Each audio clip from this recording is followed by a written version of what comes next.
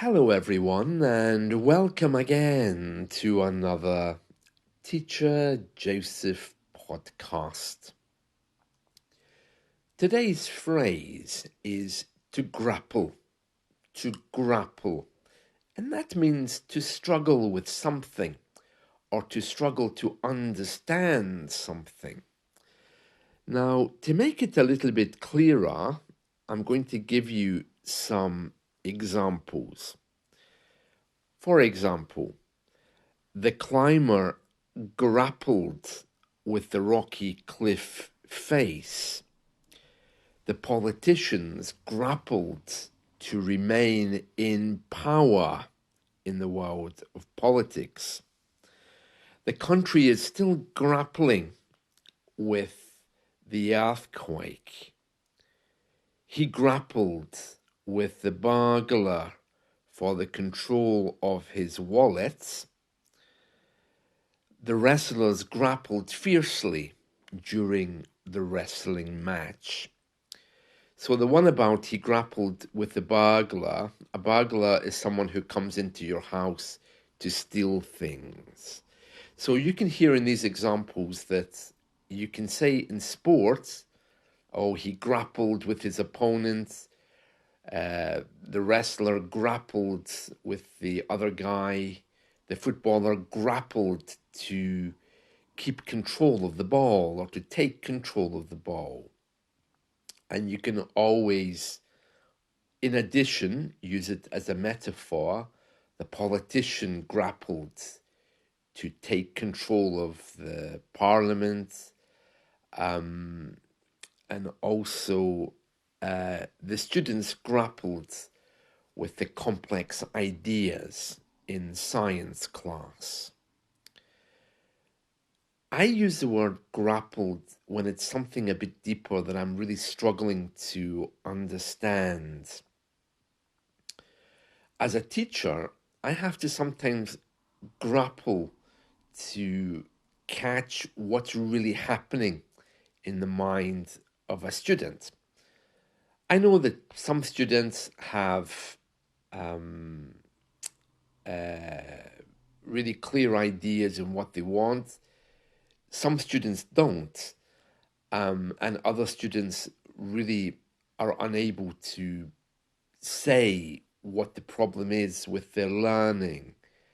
They often grapple to make it clear why their English isn't getting better.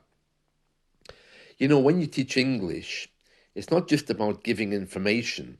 I mean, I could give you grammar, if that's what you want, but most of the people I talk to come with a particular idea that something is wrong.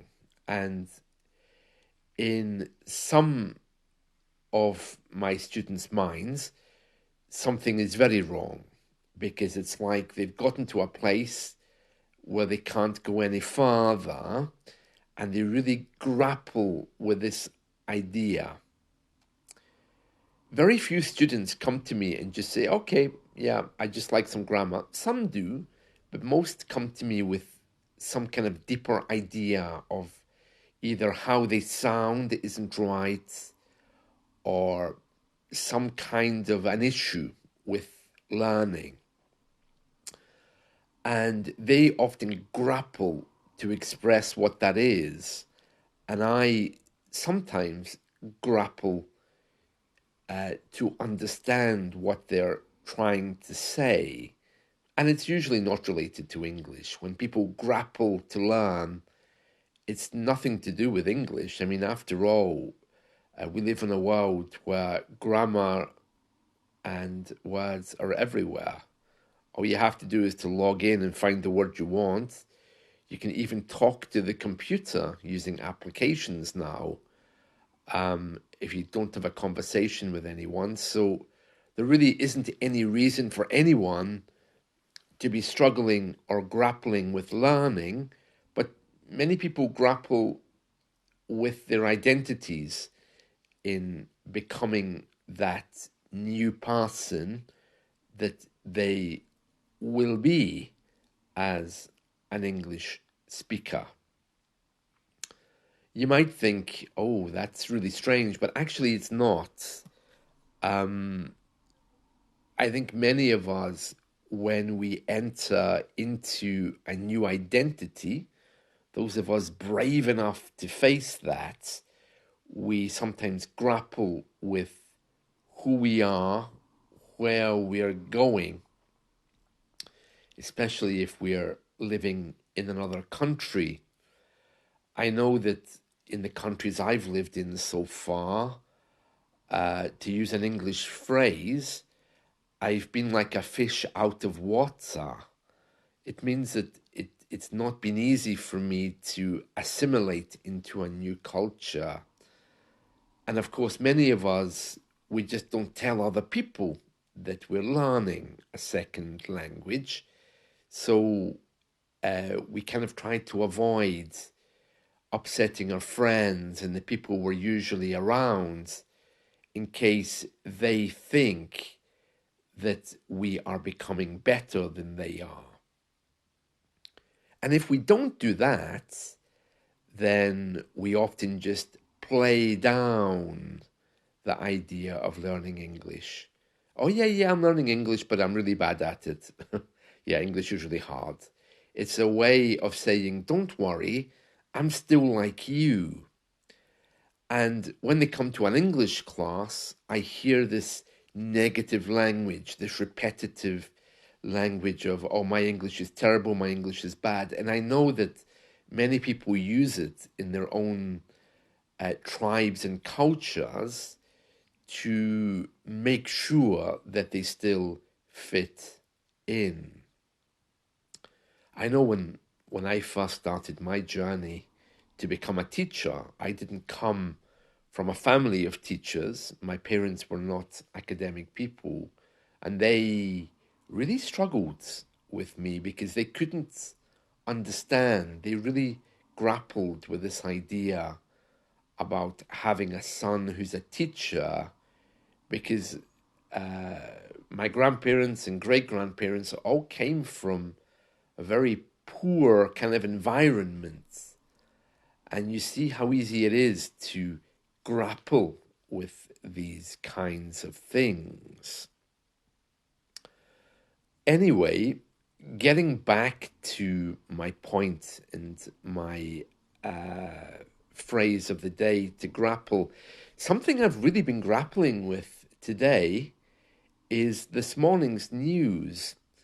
It seems that there's a photo that's been issued by the royals, but this photo that they've issued has a few little errors in it. I'm not sure if it's correct to call them errors exactly, but the photo has been touched up. That's a phrasal verb we use when we change photos. We touch them up. To touch up a photo is very common. And if you don't want to use the phrasal verb, you can use the word or the verb to Photoshop. So to put it quite bluntly, the photo the royals issued has been photoshopped, and it's showing the princess with her family, and the youngest child, I think, is Princess Charlotte, but it's clear that her picture has been manipulated. I think that's the word they're using. And her hand is not sitting in the correct position. I mean, it's a very, very minor thing. If you look at the picture, you'd hardly be able to notice it, but it's caused great panic. It's caused great panic because it shows that this picture is not genuine. It's been touched up. Now, usually when you touch up a photo, you change the colors or you change the lighting, but the royals usually have professional photographers. They don't usually need to worry about photoshopping things. They simply have the photo taken. It gets passed to the social media team in Buckingham Palace or Kensington Palace, whatever the press office is now, and then it gets released.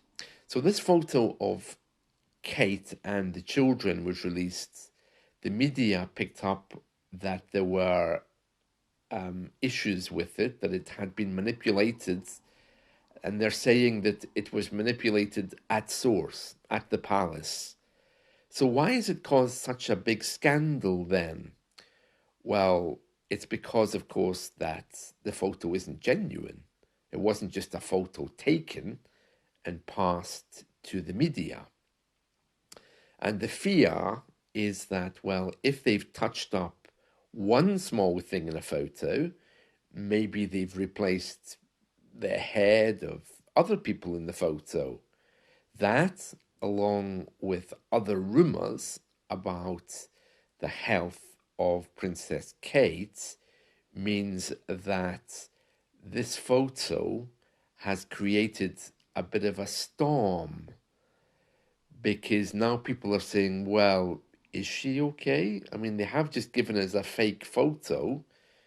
Is this really Kate? I mean, if the photo doesn't have the correct image of the wrist or the arm of Princess Charlotte, what else have they done to it?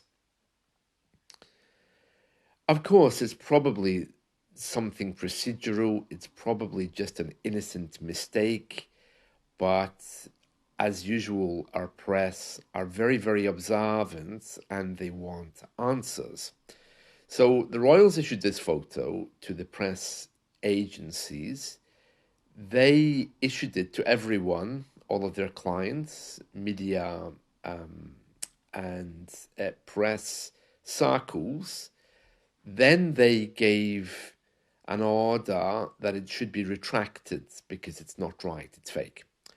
So this photo has now been taken away after appearing on all of the media sites. It's been removed. And at the time of recording this, everyone's waiting for the palace to give some kind of statement.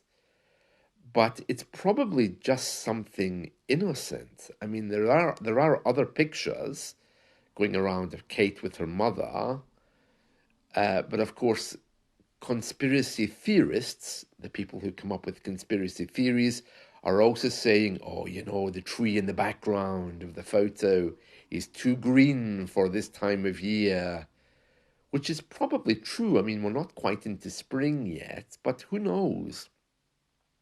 But it does raise other questions about royal photography. I mean, it could just be in this digital age that the royals, the same as the rest of us, are trying to use modern techniques. But whatever the reason, this photo has been touched up. By the way, the verb to touch up has a positive and a negative meaning, okay? So I recommend that you use it with photos. To touch up a photo is perfectly fine, but I don't recommend that you use it in any other way, because it has another very negative colloquial meaning, which I'm not going to explain because it's not really appropriate for a podcast like this. So to touch up is what we use when we talk about photos. Now, just to finish on this issue of Kate and the photo, whenever there's a scandal in the UK,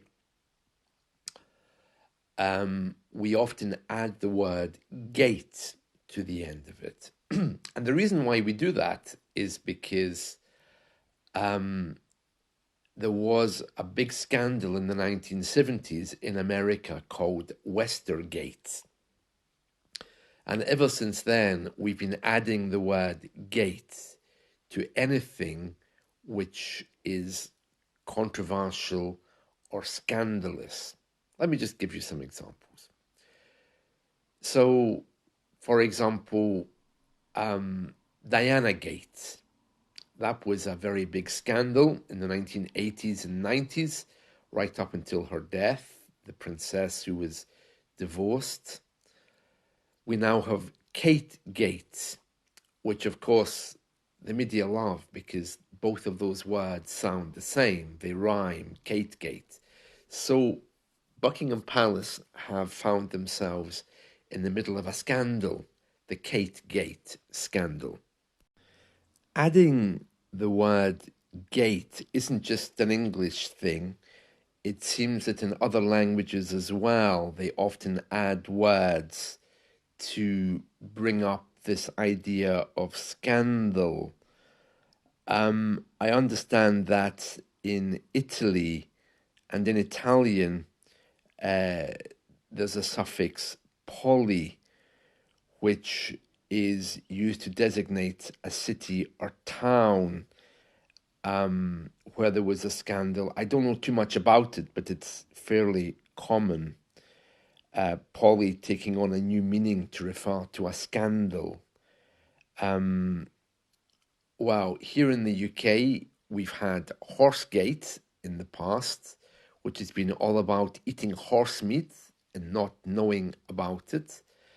In America, where it's very common to use this phrase, there's also been, of course, different scandals after Westergate.